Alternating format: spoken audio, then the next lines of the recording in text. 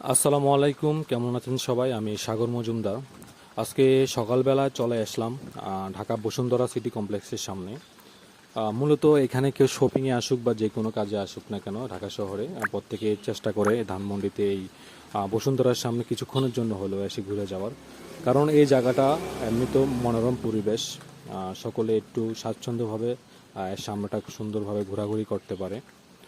তাই আমিও ব্যতিক্রম কিছু হলাম না, এসে কিছুক্ষণের জন্য এসে ঘোরাঘুরি করলাম।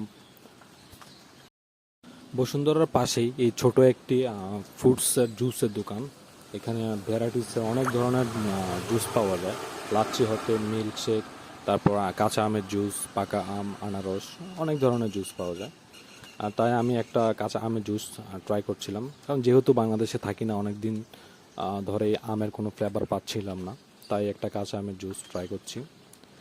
এতে বিভিন্ন ধরনের উপকরণ মিক্স করা হয়, মানে এক কথা জুসটা খেতে অসাধারণ একটা তৃপ্তি পাওয়া যায়। এখানে দুইটা ভেরিয়েন্ট আছে, একটা হচ্ছে 250 মিলি, একটা হচ্ছে 400 মিলি।